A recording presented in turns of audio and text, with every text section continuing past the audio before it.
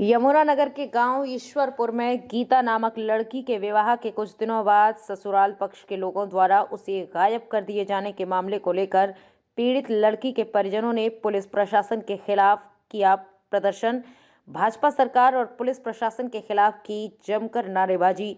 लड़की के परिजनों ने कहा कि अगर लड़की बरामद नहीं हुई तो करेंगे रोड जाम। बातचीत करते हुए लड़की के भाई शुभम और उसकी माता राजकली ने बताया कि वो ईशोपुर जिला यमुनानगर की रहने वाली है।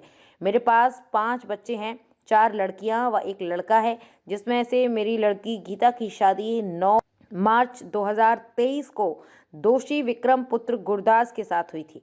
शादी के समय विक्रम दूध डेयरी का कार्य करता था। शादी के समय हमने अपनी हैसियत से ज्यादा दान दहेज देकर अपनी लड़की की शादी की थी।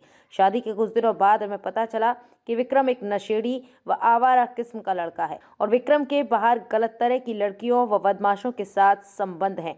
इसलिए विक्रम, हर्ष व सनी ज्यादातर रात को घर से बाहर रहते और लड़कियों के साथ गलत काम करते थे। मेरी लड़की गीता को विक्रम व उसके परिवार के सदस्यों ने डरा धमका कर रखा हुआ था। डर के कारण गीता ने हमें पहले कुछ नहीं बताया, क्योंकि विक्रम मेरी लड़की गीता के साथ मारपीट व जान से मारने की धमकियां देता था। विक्रम की माता ममता व संतोष मेहरचंद मिलकर मेरी लड़की गीता को काफी बार घर से भगा देने व जान से मारने की धमकियां देकर विक्रम की शादी किसी नामालूम लड़की के साथ करने की धमकियां देते थे। जब शुभम रजत के साथ दोषी विक्रम व अपनी बहन गीता को शादी का कार्ड देने गांव धनौरा में गया था, तब गीता ने कागज पर लिखे हुए कुछ मोबाइल नंबर देकर शुभम से कहा कि मेरे साथ विक्रम व उसके परिवार व रिश्तेदार उपरोक्त सभी दोषीगण के साथ काफी दिनों से अनबन चली हुई है और मम्मी यानी कि प्रार्थिया को सारे मोबाइल नंबर देकर मेरी फोन पर बात करवाने के बारे में कहा। गीता द्वारा दिए गए सभी मोबाइल नंबरों की फोटो कॉपी साथ संलग्न है। मेरे लड़के शुभम ने मेरी बात शाम को गीता से करवाई, तब मेरी लड़की गीता ने उपरोक्त सारी घटना के बारे में फोन पर बताया और कहा कि यदि कोई ज्यादा बात बढ़े या मुझसे बात ना हो तो इन पर्ची पर लिखे हुए नंबरों पर फोन कर लेना। बाकी बात दिनांक 7 नवंबर 2023 को नेहा की शादी में मिलकर बताने के बारे में कहा। उसके बाद दिनांक 27 अक्टूबर 2023 को मेरे लड़के शुभम की गीता के साथ फोन पर अंतिम बार बातचीत हुई। उसके बाद मेरी लड़की का आज तक कोई पता नहीं चला कि वो कहाँ है और उपरोक्त दोषीगण ने प्रार्थिया व उसके परिवार को किसी प्रकार की कोई सूचना नहीं दी। मेरी लड़की गीता को उपरोक्त दोषीगण विक्रम, ममता देवी, मेहरचंद, संतोष, हर्ष, सनी, पूजा व जितेंद्र ने मिली भगत से षड्यंत्र करके जान से मारकर गायब कर दिया है, जिस बारे में हमने पुलिस को बताया था, लेकिन पुलिस ने आज तक कोई कानूनी कार्रवाई नहीं की। मेरी लड़की गीता का पिछले 15 दिनों से कोई अता पता नहीं है, क्योंकि उपरोक्त दोषियों ने मिली भगत से मेरी लड़की गीता को जान से मारकर गायब कर दिया है। इस कारण हुए हैं सर कि हमारी लड़की 50 दिन से लापता है सर।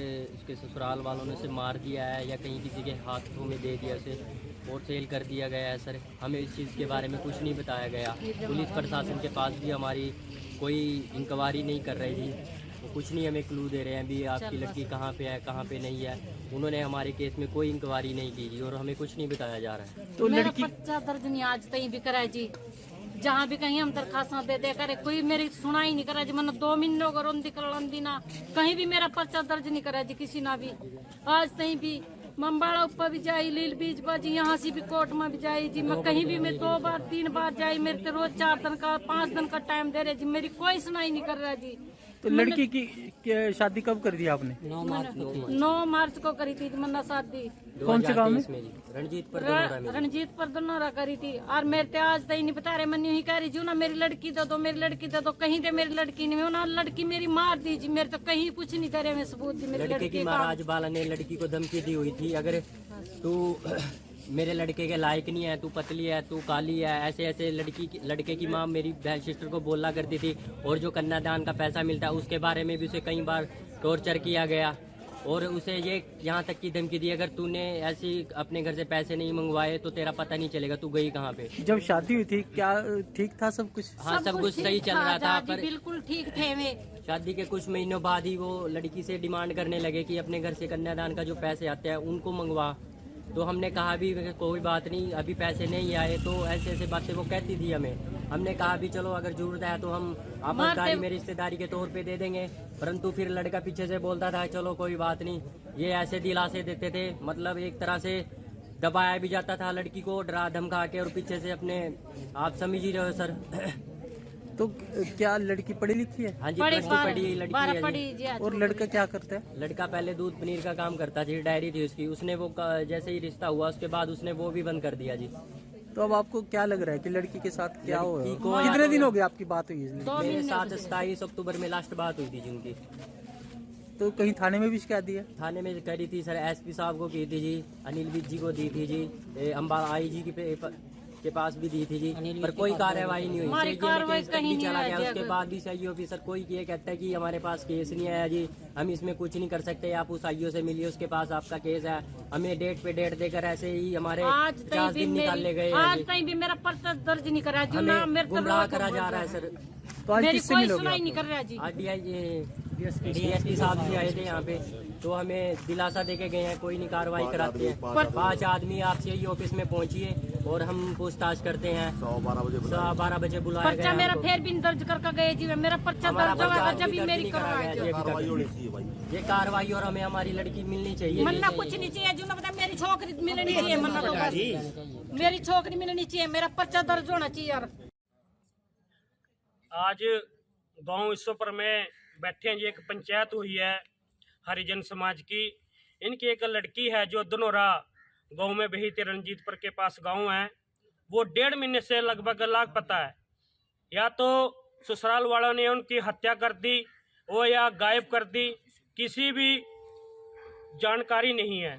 तो 1.5 महीने से लगभग ये परेशान हो रहे हैं। हम प्रशासन को चेतावनी देते हैं कि अभी तक कार्रवाई क्यों नहीं करी। प्रशासन को हम 1 घंटे का टाइम दे रहे, 11 बजे तक।